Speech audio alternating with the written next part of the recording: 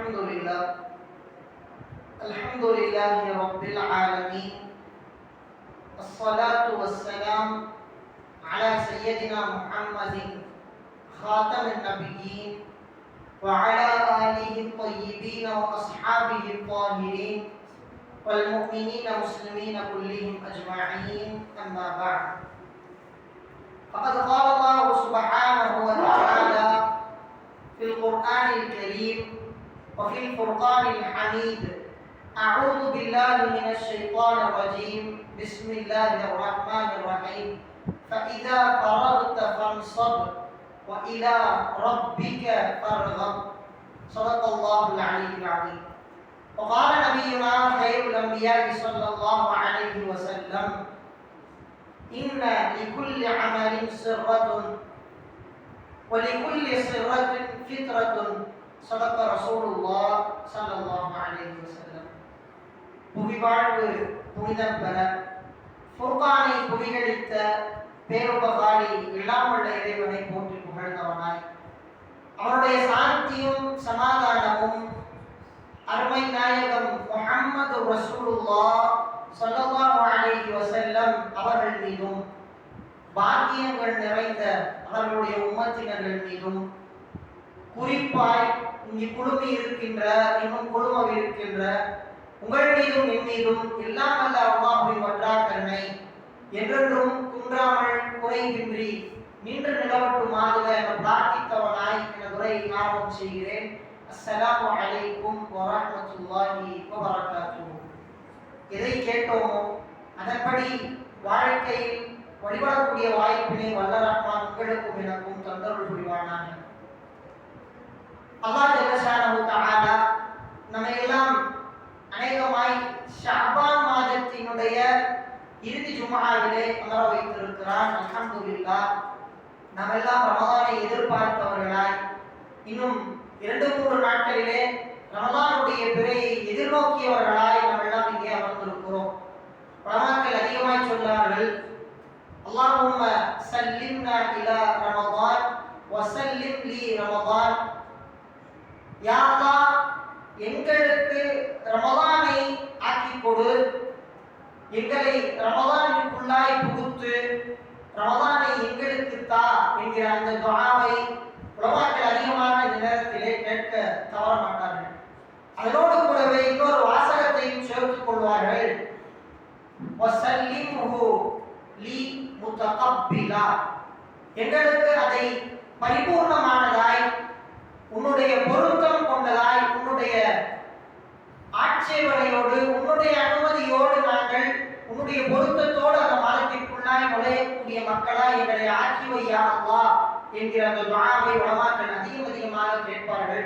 அந்த துஆவை உங்களுக்கும் எனக்கும் இந்த இடத்திலே கேட்டவனாய், ரமலான் மாதம் என்று யோசித்தாலே அல்லாஹ் ஜல்லஷானஹு தஆலா திருமறையில் சொல்லுகிற அந்த ஒரு வசனத்தை நம்மால் பேசாமல் கடந்து சென்று விட முடியாது.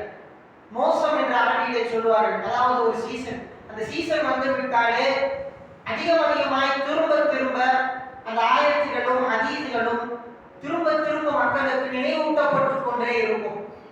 ரமலானை பற்றி அல்லாஹ் திருமறையிலே இப்படித்தான் ஆரம்பிக்கிறான்: ஷஹ்ரு ரமலான் அல்லதி உன்ஸில ஃபீஹில் குர்ஆன். அல்லாஹ் எந்த மாதத்தை வேண்டுமானாலும் தேர்வு செய்திருக்கலாம். 12 மாதங்களில் ஒற்றை மாதமாம் ரமலானை மட்டும்தான் திருமறையிலே பதிவு செய்திருக்கிறார். அப்படிப்பட்ட ரமலானை அல்லாஹ் இந்த உலகத்திற்கு உன்ஸில ஃபீஹில் குர்ஆன், குர்ஆன் இறக்கி வைக்கப்பட்ட மாதம் என்றுதான் அல்லாஹ் இந்த உலகத்திற்கு அதை அறிமுகப்படுத்துகிறான். ரமலான் மாதம் எப்படிப்பட்ட மாதம் தெரியுமா? உன்ஸில ஃபீஹில் குர்ஆன், குர்ஆன் அதிலே இறக்கி வைக்கப்பட்ட மாதம் என்றுதான் அல்லாஹ் இதை மக்களுக்கு அறிமுகப்படுத்துகிறான். இதன் மூலியமாய் மக்கள் விளக்க வேண்டிய விஷயம், குர்ஆனோடு தொடர்புடைய அனைத்தையும் அல்லாஹ் சிறப்புப்படுத்தி காட்டுகிறான். அதனோடு கூடவே எந்த சமூகத்திற்கும் இல்லாத ஒரு சிறப்பு இந்த ரமலான் மாதம். அல்லாஹ் ஜல்லஷானஹு தஆலா 900 ஆண்டு வாழ்ந்த நூஹ் நபியின் சமூகத்தை பார்த்து சொல்லவில்லை.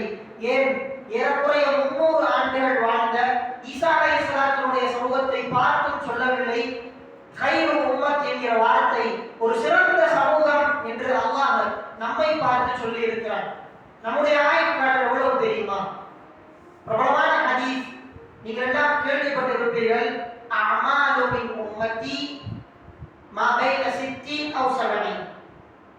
என்னுடைய உம்மத்துடைய ஆயுட்காலம், என்னுடைய உம்மத்துடைய அமல்கள் எல்லாம் 60 இருந்து 70 வரைக்கும் மட்டும்தான். இதை பெருமானார் சொல்லி சென்றார்கள்.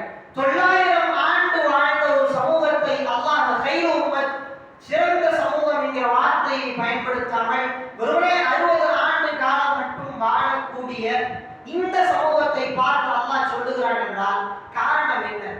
இந்த சமூகத்திற்கு அல்லாஹ் ரமலான் என்கிற ஒரு புனித மாதத்தை தருவதற்கான நிலை என்ன? யோசித்து பார்த்தால் இந்த மாதத்திற்குள்ளாய் ஒரு இரவை பூர்த்தி வைத்திருக்கிறான். அதிலே அற்புதமான ஆச்சரியமூட்டக்கூடிய அநேக ரகசியங்களை அல்லாஹ் வைத்திருக்கிறான். அந்த லைலத்துல் கத்ர் என்கிற இரவு, அந்த இரவிற்கான சிறப்பை அல்லாஹ் தன்னுடைய திருமறையிலேயே பதிவு செய்து வைத்திருக்கிறார். லைலத்துல் கத்ரி கைருன் மின் அல்ஃபி ஷஹர். அது 1000 மாதங்களை விட சிறப்புக்குரியது. யோசித்து பாருங்கள். நூஹ் நபியுடைய ஆயுட்காலம் 950. அல்லாஹ் தன்னுடைய திருமறையிலேயே அதை பதிவு செய்கிறான். ஃபலபித ஃபீஹிம் அல்ஃப ஸனத்தின் இல்லா 50 ஆமா. 1050 கழித்த ஆண்டுகளை நூஹ் அலைஹிஸ்ஸலாம் வாழ்ந்தார்கள். அதாவது 950 ஆண்டுகள் நூஹ் நபி இந்த உலகத்திலே வாழ்ந்து மறைந்தார்கள். நம்முடைய உம்மத்திற்கு ஒரு ரமதானிலே ஒற்றை இரவின் நன்மையாய் அல்லாஹ் நமக்கு எழுதி வைப்பது 1000 மாதங்கள், சுமார் 84 ஆண்டுகள். ஏறக்குறைய 84 ஆண்டுகளுடைய சிறப்பை இந்த ரமதான் மாதத்தினுடைய ஒற்றை இரவு பெற்றிருக்கிறது. இந்த மாதம் இன்னமும் கூட புனிதமான மாதம்.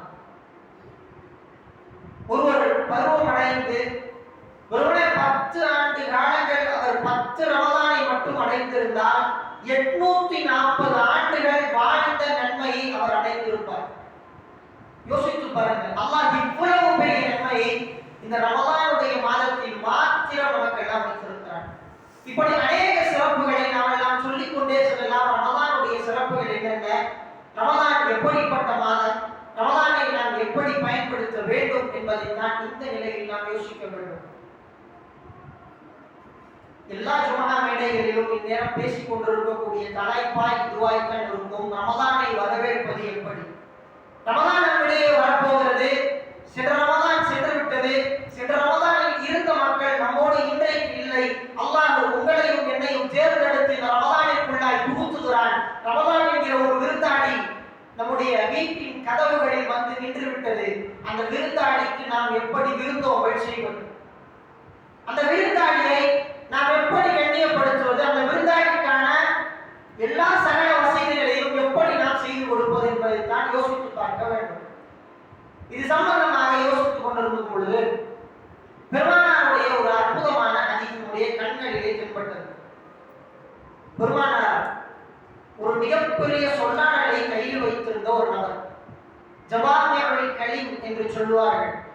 பெருமானாருடைய வார்த்தைகளுக்குள்ளாய் அவ்வளவு ஆழமான ஒவ்வொரு அர்த்த புஷ்டி உள்ள ஒரு வார்த்தைகளை பெருமானார் பயன்படுத்துவார்கள். அது பெருமானாருக்கென்றே அல்லாஹ் கொடுத்திருந்த ஒரு சிறப்பு.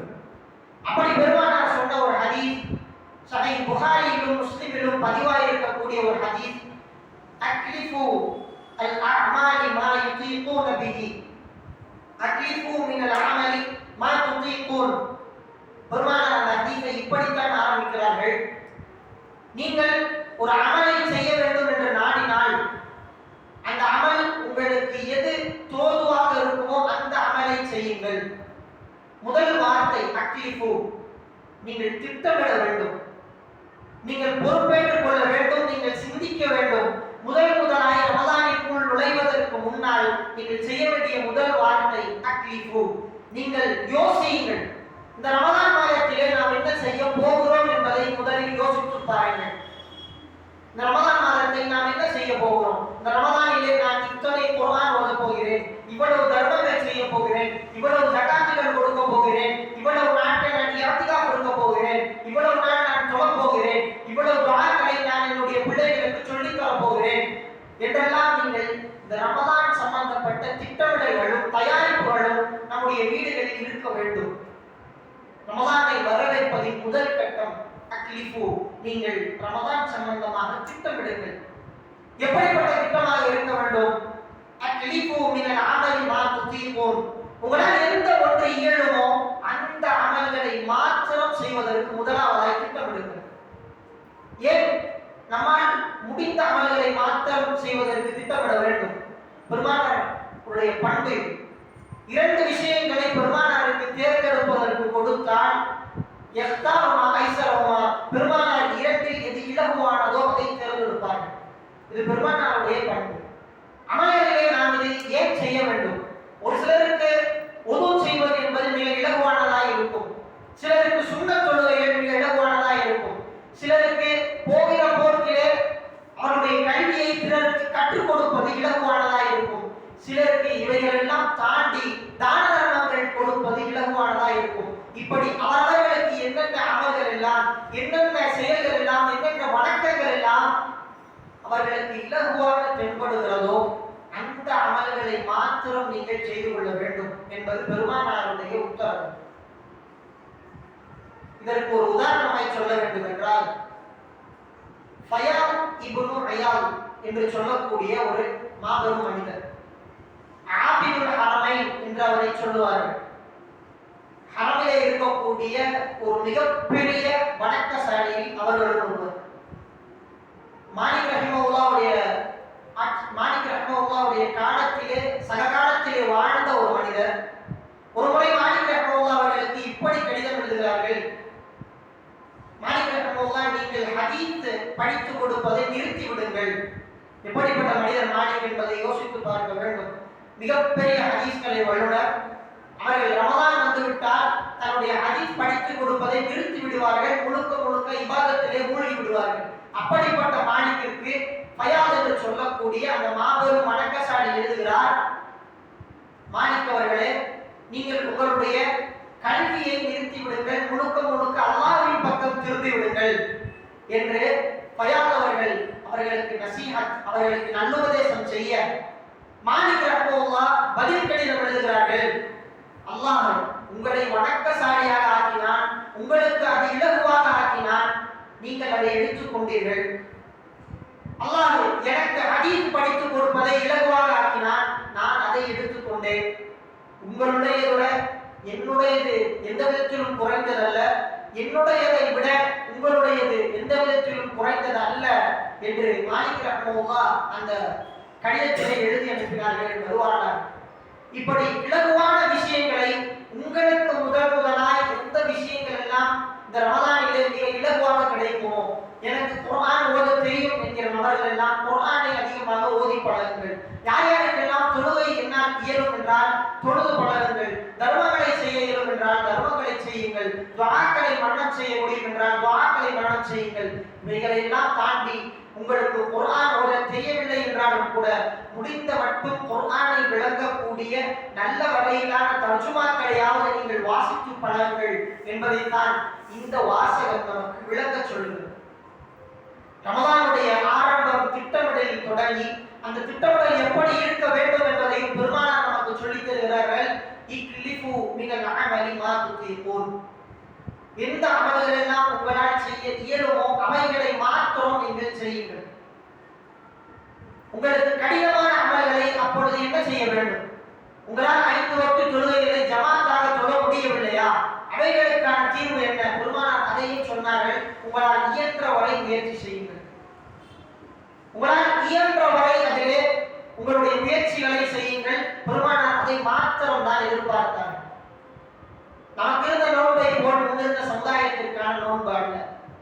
நீங்கள் எல்லாம் கேள்விப்பட்டிருக்கலாம், சஹாபாக்களுக்கு முதலாய் இந்த நோன்பு அளிக்கப்பட்ட பொழுது ஒரு குறிப்பிட்ட நேரம் மாத்திரம்தான் இஃப்தாரும் சஹரும் அந்த நேரத்திலே அவர்கள் வைத்துக் கொள்ள வேண்டும். பகலும் இரவுமாய் மாறி மாறி அவர்கள் நோன்பு வைத்துக் கொண்டிருந்த காலகட்டம். பெருமானார் ஒரு வழிமுறையை கையாண்டார்கள். அந்த இஃப்தாரும் சஹரும் வைக்கக்கூடிய அந்த நேரத்திலும் பெருமானார் உண்ணாமல் இருந்தார்கள். அதற்கு பெயர் விஸ்வால் என்று பொருள். அதற்கு பெயர் விஸ்வால். நோன்பு வைப்பதிலே முன்னிருந்த காலகட்டத்தில் பெருமானார் ஒரு குறிப்பிட்ட நேரத்தில் மாத்திரம் சஹரையும் இஃப்தாரையும் வைக்க வேண்டும். அந்த பழக்க வழக்கத்தை பெருமானாருக்கு மாத்திரம் அல்லாஹ் மாற்றி கொடுத்தான். அதற்கு பெயர் தான் விஸ்வால். அந்த நேரத்திலே பெருமானார் சாப்பிட்டது கிடையாது. சஹாபாக்கள் இதை பார்த்துவிட்டு நாங்களும் உண்ண மாட்டோம் என்று அவர்களும் உண்ண முதல் நாள் கழிந்தது. முதல் நாளுடைய நோன்பிலே சஹாபாக்களும் உண்ணவில்லை, பெருமானாரும் உண்ணவில்லை. இரண்டாவது நாளும் இவ்வாறே கழிந்தது. மூன்றாவது நாள் பெருமானாரிடத்தில், யா ரசூலல்லாஹ், இப்படி இருக்கிறீர்களே, கொஞ்சமாவது சாப்பிட வேண்டியதானே என்று சஹாபாக்கள் வந்து சொன்ன பொழுது ரசூலுல்லாஹி ஸல்லல்லாஹு அலைஹி வஸல்லம் அவர்கள் இதை தடுத்தார்கள். ஈயாக்கும் வல் விசால், உங்களுக்கு இந்த விசால் என்கிற முறை தடுக்கப்பட்டு விட்டது. சஹாபாக்கள் உடனே கேட்டார்கள், யா ரசூலல்லாஹ், அப்பொழுது உங்களுக்கு அல்லாஹ் எனக்கு உணவளிக்கிறான், அல்லாஹ் எனக்கு தண்ணீர் புகட்டுகிறான், நீங்கள் இந்த முறையை கையாளாதீர்கள் என்று சொன்னார்கள். இதிலிருந்து எழுதக்கூடிய உலமாக்கள் எழுதுவார்கள், உங்களுக்கு நோன்பிலே கடினமான விஷயங்களை எடுத்துக் கொள்வதற்கு பெருமானார் எந்த நிலையிலும் அனுமதித்தது கிடையாது. உங்களுக்கு எந்தெந்த அமல்கள் எல்லாம் ஆக கடினமான விஷயங்களா இருக்கிறதோ அந்த விஷயங்களில் எல்லாம் பெருமானார் உங்களுக்கு ஜாயிஸ் என்று சொல்லக்கூடிய ஆகமாக்கப்பட்ட அனுமதிகளை அதிகம் வழங்கி இருக்கிறார்கள் பெருமானார். இதுதான் முதல் கட்டமாய் ரமலானுக்கு நாம் செய்ய வேண்டிய திட்டமிடல்.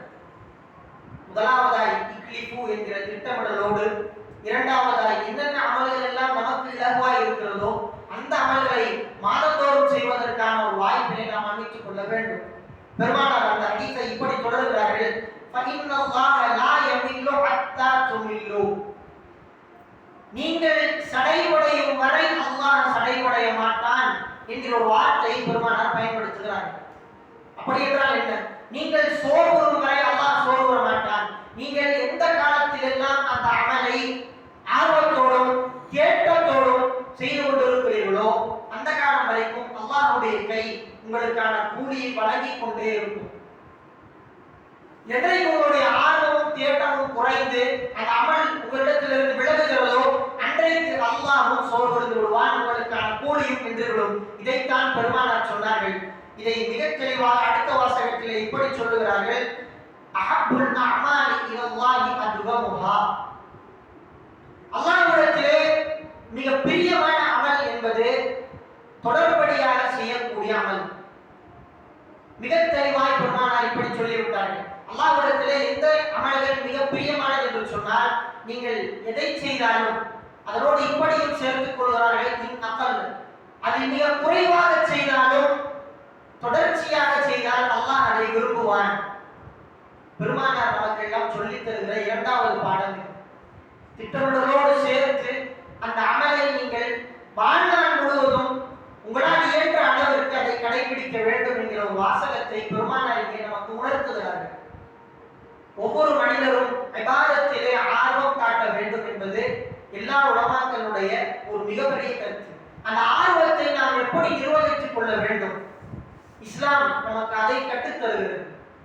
நமக்கு மிகப்பெரிய தொடர்ச்சி இஸ்திகாமத் என்கிற ஒரு துறையை, ஒரு தலைப்பை இஸ்லாம் மிக விசாலமாக பேசி இருக்கிறது என்றால் ஆச்சரியத்திற்கல்ல. இன்றைக்கு பலரும் இதை எப்படி நாம் கையாள்வது என்பதற்காக ஆயிரங்களையும் லட்சங்களையும் கட்டி படித்துக் கொண்டிருக்கக்கூடிய வேளையில் இஸ்லாம் இதை இலகுவாக எல்லா மனிதர்களுக்கும் சொல்லித் தருகிறது. முதலாவதாய் ஒரு செயலை எடுத்து நம்முடைய ஆர்வத்தை எப்படி நிர்வாகம் செய்ய வேண்டும் என்பதை நாம் கற்றுக்கொள்ள வேண்டும். ஒரு நேரத்திலே நமக்கு ஆர்வம் நிகழ்கிறது, குர்ஆன் ஓத வேண்டும். சிலரெல்லாம் இப்படி டைம் டேபிள் வைத்திருப்பார்கள், சுபஹிலே 4 பக்கம், லுஹரிலே 4 பக்கம், அஸரிலே 4 பக்கம். அது எத்தனை நாளுக்கு செல்லும் என்பது நமக்கு தெரியாது. இப்படி எல்லாம் டைம் டேபிள் போட்டு ஓதக்கூடிய மனிதர்கள் எல்லாம் இருக்கிறார்கள். இப்படி ஒரு நாள் ரமலானுடைய 30 நாளிலே 30 ஜுசுக்களை முடித்து விடலாம் என்று. அப்படி எத்தனை நபர்கள் அந்த டைம் டேபிளின் பிரகாரம் குர்ஆனை முடித்தார்கள் என்பது தெரியாது. ஆனால் இஸ்லாம் சொல்லி தருகிற இந்த இஸ்திகாமத் எப்படி தெரியுமா? உங்களுக்கு ஆர்வம் நிகழ்த்து விட்டால் நீங்கள் அமர்ந்து ஓத வேண்டும். இன்றைக்கு உங்களுக்கு ஒரு ஜுசு ஓதணும்னு ஆசை வந்துருச்சுன்னா சுபவிலேயே ஒரு ஜுசு முடிச்சிடணும். உங்களுக்கு ஆர்வம் குறைந்து விட்டால், ஓதுவதற்கான எந்த ஒரு நாட்டமுமே இல்லாமல் போய்விட்டால் குறைந்தபட்சம் 2 பக்கமாக ஓதிவிட வேண்டும். அந்த ஒரு அக்கல் என்று சொல்லக்கூடிய ரொம்ப ரொம்ப ரொம்ப கீழ்த்தரமாக இருக்கக்கூடிய ஏதேனும் ஒரு சின்ன அமலையாவது அதிலே நீங்கள் செய்துவிட வேண்டும். அதை தினந்தோறும் நீங்கள் செய்து கொண்டே வர வேண்டும். இதைத்தான் இஸ்லாம் நமக்கு சொல்லித் தருகிற பாடம். பக்கமாக எழுதுவார்கள், மிகப்பெரிய அறிவு ஞானிகள் எல்லாம் எழுதுவார்கள், அத்தவாமு மின் ஹாலின் மின் மஹால், தொடர்படி என்பது மனிதனுக்கு கிடையாது என்று எழுதுவார்கள்.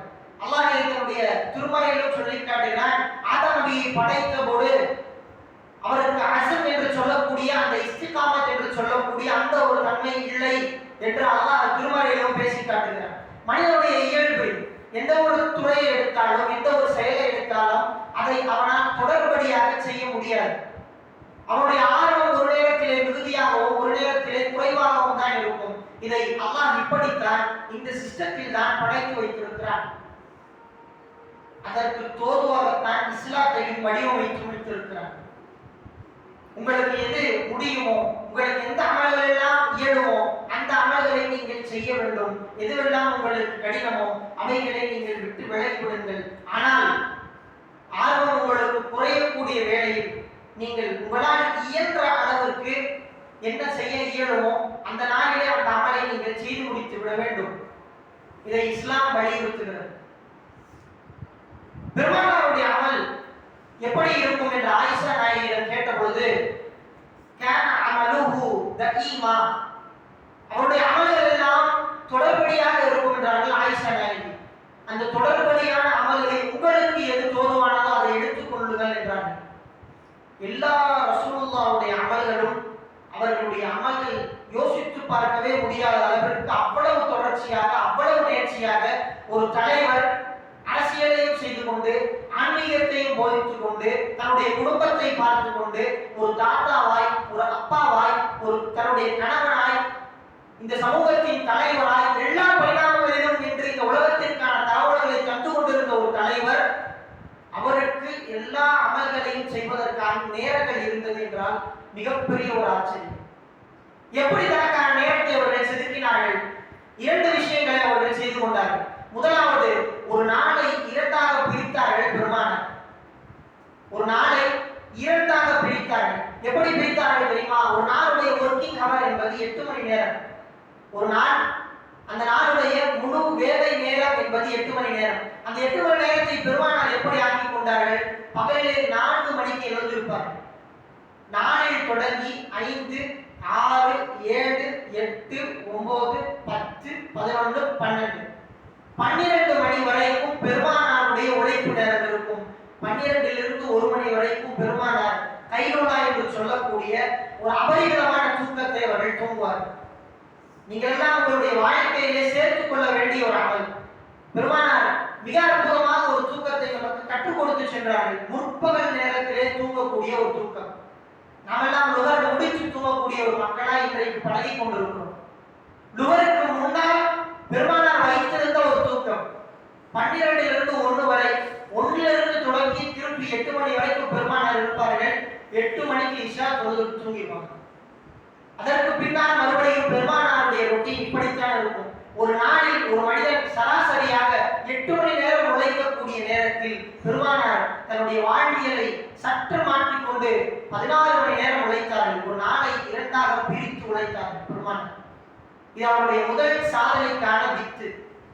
இரண்டாவது, பெருமானார் மிக அற்புதமாக கையாண்ட விஷயங்களில் ஒன்று என்னவென்றால், சிறிய சிறிய நம்முடைய பழக்க வழக்கங்களால் நம்முடைய தொடர் அருந்து போகும். என்னென்ன விஷயங்களை எல்லாம் நாம் தொடர்ச்சியாக செய்து கொண்டிருக்கிறோமோ அந்த தொடர் அறுபடுவதற்கு சிறிய சிறிய விஷயங்கள் தான் காரணமாக இருக்கும். எப்படிப்பட்ட விஷயங்கள்? உதாரணமாய் சொல்ல வேண்டும் என்றால், நம்முடைய மூளைக்கு நாம் எல்லாம் சொல்லி சொல்லி பழகுவோம். முதலாய் ஒரு வண்டியை ஓட்ட பழகுவதற்கு நாம் சொல்ல வேண்டும், இப்படி அமுக்க வேண்டும், இப்படி கியர் போடணும், இப்படி போட்டாதான், இப்படி ரேஸ் கொடுத்தாதான் இப்படி வண்டி ஓடும் அப்படின்னு சொல்லி நம்முடைய மூளைக்கு நாம் பழக்க வேண்டும். போக போக போக போக சாவி போடுறது மட்டும் தான் தெரியும். நம்ம பாட்டுக்கு போவோம், வண்டி பாட்டுக்கு போகும். மூளை அதற்கேற்றார் போல் பழகிவிடும். இப்படி பழகி போன ஒரு சில விஷயங்கள், உதாரணத்திற்கு சொல்ல வேண்டும் என்றால், ஒருவர் மகரிப் முடித்து விட்டு 2 ஜுசு குர்ஆன் ஓத வேண்டும் என்று நியத்து வைத்து விட்டார். மகரிப் ஓதிட்டு எந்திரிச்சு போவாரு, ஒரு டீ கடைக்கு போவாரு. டீ கடைக்கு போறவர் அங்க 2 பேரை பார்ப்பாரு. பார்த்துட்டு அவரை அறியாம பேச ஆரம்பிப்பாரு. அவ்வளவுதான், இஷா வந்து இஷா சொல்லுவாரு, அங்கெல்லாம் 2 ஜுசு ஓதலையும் முடிஞ்சு போயிடும். இப்படிதான் நம்முடைய வாழ்க்கையில நடக்கக்கூடிய ஒரு சில சின்ன சின்ன அமல்களால் நம்முடைய மொத்த இபாதத்துகளும் வீணாகிவிடும். ரமலானிலே இதை அணுவாய் நீங்கள் திட்டமிட வேண்டும். இப்படியெல்லாம் உங்களுடைய நேரங்கள் வீண்விரயம் ஆகாமல் நீங்கள் தான் உங்களுடைய ரமலானை எவ்வளவு கண்ணியமாக எவ்வளவு நல்ல முறையிலே செலவழிக்க வேண்டுமோ அப்படிப்பட்ட முறையிலே யோசித்து யோசித்து உங்களுடைய ரமலானை செலவழிக்க கடமைப்பட்டிருக்கிறது. நாம் முன்னே கூறியது போல இந்த இஸ்லாமிய மார்க்கம் நமக்கு எந்த விதத்திலும் நம்முடைய ஆர்வத்தையும் நம்முடைய தொடர்ச்சியையும் அறுபட விடாமல் இருப்பதற்கு எல்லா காரியங்களையும் நமக்கு சொல்லித் தருகிறது என்பதை நாம் சொல்லுகிறோம். அதற்கான ஒரு ஹதீஸாய், ஒரு முன்னேற்பாடாய் பெருமானார் இப்படி ஒரு ஹதீஸை சொன்னார்கள். மன்னாம அன் திஸ்பிஹி அவ் அன் ஷைஇன் மின்ஹு, யாராவது ஒருவர் ஒரு பொழுதுல தூங்கி விட்டாலோ அல்லது முழுமையாகவே தூங்கி விட்டார், அந்த நேரத்தில் ஃபக்ரஅஹு ஃபீமா பைன ஸலாத்துல் ஃபஜ்ர் வ ஸலாத்துல் ظுஹர் கதப லஹு கஅன்னமா தராத்து மினல் லைல்.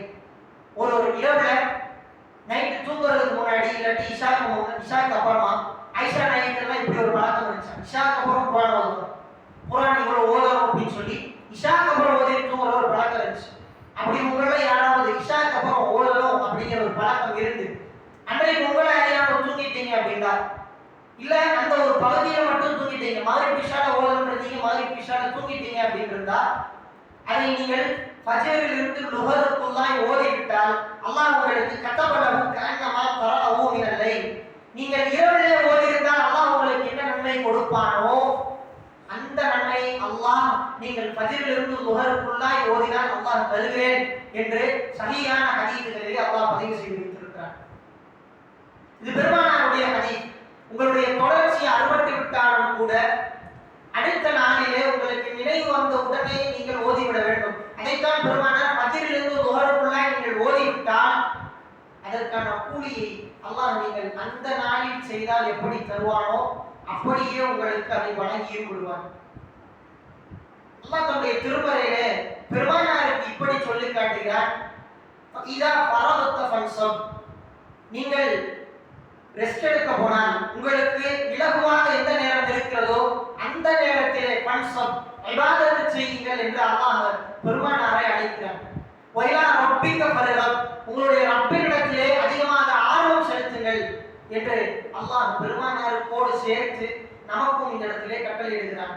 முதலாவதாய் நாம் சொன்னது போல திட்டமிடலோடு, இரண்டாவதாய் நமக்கு என்னென்ன தேவைகள் எல்லாம் இருக்கிறதோ அவைகள் எல்லாம் யோசித்து நமக்கு எந்தெந்த அமல்கள் எல்லாம் மிக இலகுவாக இருக்குமோ அந்த அமல்களை, மூன்றாவதாய் தொடர்ச்சியாக செய்வதற்கான ஒரு வழிவகையை நாம் உருவாக்கி கொண்டு அல்லாஹ்விடத்திலே அதிக ஆர்வமோடு சேர்த்து, அல்லாஹ் இந்த சூறாவிலே இதோடு சேர்த்து இன்னொரு வார்த்தையையும் பேசுகிறான்.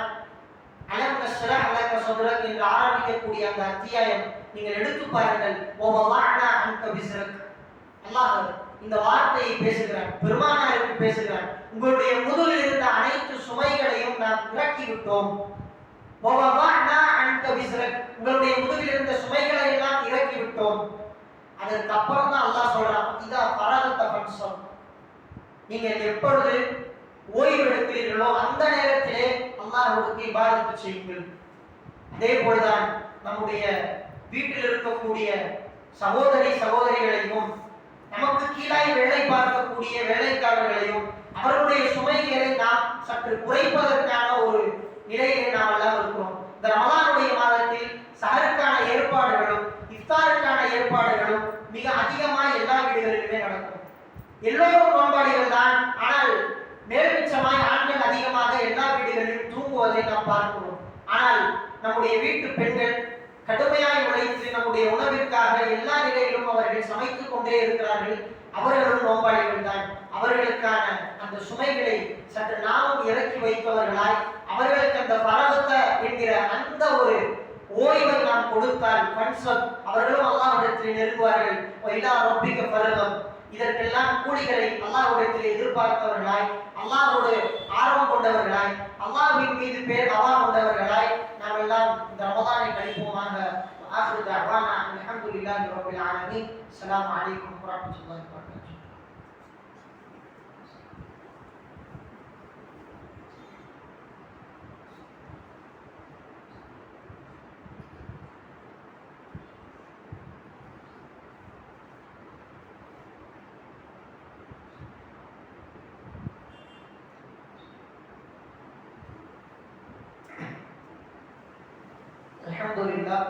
الحمد لله رب العالمين والصلاة والسلام على سيدنا محمد خاتم النبيين وعلى آله الطيبين وأصحابه الطاهرين والمؤمنين المسلمين كلهم أجمعين. أما بعد. இந்த ரமலானுடைய மாதம் தொடங்கவிருக்கிறது.